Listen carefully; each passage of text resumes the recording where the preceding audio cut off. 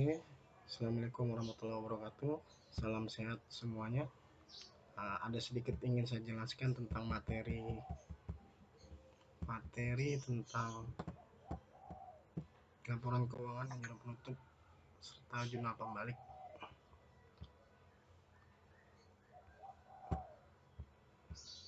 Kita ketahui bahwa dalam proses akhir dari sebuah siklus akuntansi adalah adanya laporan keuangan.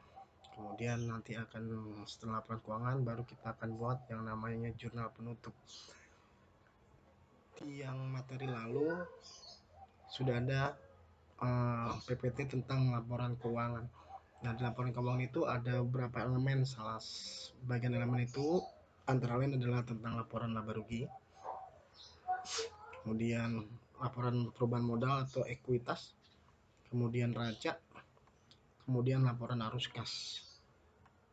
Elemen-elemen dari laporan-laporan tersebut adalah sebagai berikut. Di laporan laba rugi itu yang masuk adalah semua yang sifatnya pendapatan dan biaya. Pendapatan biaya, baik itu pendapatan operasional maupun non operasional yang ada kata-kata pendapatannya. Jadi rumusnya adalah pendapatan dikurang beban-beban. Ketika dilihat laba atau rugi, kalau pendapatan lebih besar dari beban maka dia akan laba, tapi kalau pendapatan lebih kecil dari beban maka dia dinyatakan rugi. Kemudian laporan perubahan modal, elemennya adalah dari modal awal ditambah laba dikurangi oleh price. Kita bisa lihat di sini ada penyetoran modal. Modal awalnya adalah 20 juta. Kemudian ada tambahan modal. Kemudian ditambah laba, kemudian dikurangi price. Kemudian yang berikutnya adalah laporan neraca. Neraca itu adalah aktiva sama dengan pasiva, atau aset sama dengan utang, atau harta sama dengan utang. Dia harus sama.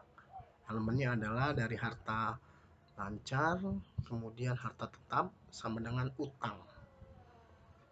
Dia harus balance. Kalau neraca harus balance, ya, nggak boleh balance. Dia harus balance, tidak boleh tidak balance. Kemudian yang berikutnya adalah laporan arus kas.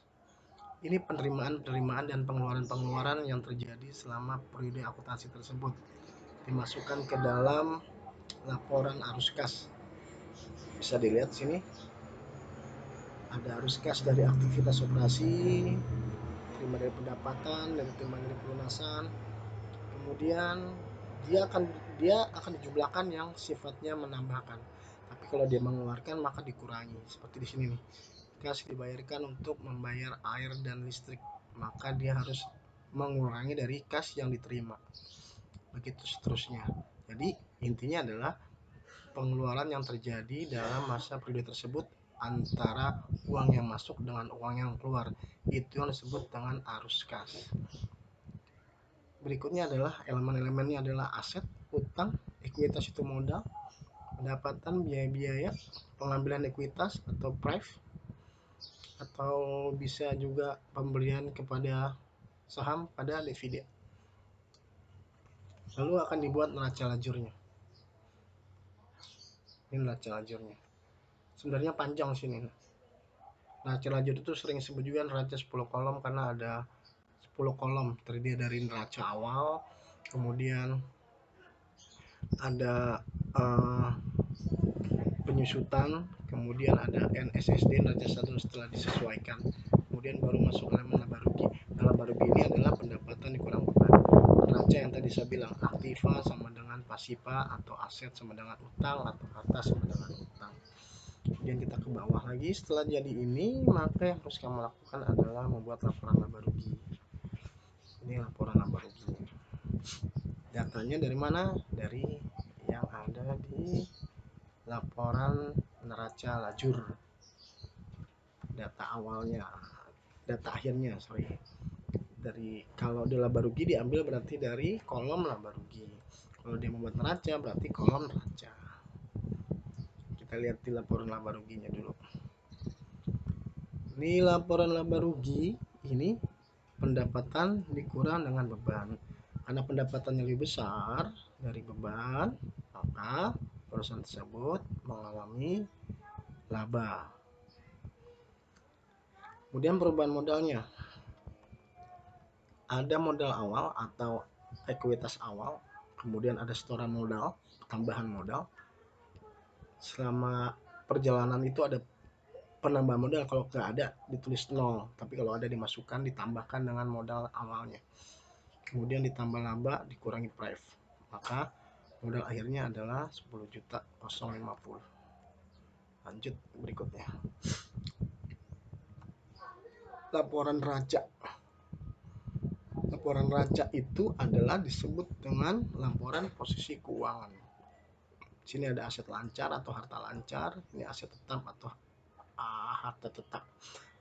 Harta lancar itu terdiri dari kas, piutang, pendapatan yang masih terima, perlengkapan, sewa dibayar di muka atau yang sifatnya dibayar di muka atau prepaid. Kemudian aset tetap itu yang menyusut, baik dia menyusut ke bawah maupun ke atas, baik dia sifatnya tetap bergerak atau tidak bergerak. Kalau yang bergerak kendaraan, yang tidak bergerak itu gedung, tanah, dan lain-lain. Kemudian ada utang, kemudian ada modal. Modalnya adalah modal akhir yang tadi ambil dari laporan perubahan modal atau perubahan ekuitas. Ini sesi terakhir dari pembuatan laporan laba rugi. Untuk yang berikutnya nanti akan masuk ke laporan arus kas dan jumlah penutup. Saya stop sampai laporan neraca dulu. Di berikutnya nanti akan kita bahas tentang laporan arus kas dan jurnal penutup dan pembalik. Demikian yang bisa saya sampaikan. Semoga jelas. Kalau ada yang kurang jelas silahkan bertanya melalui via japri saya.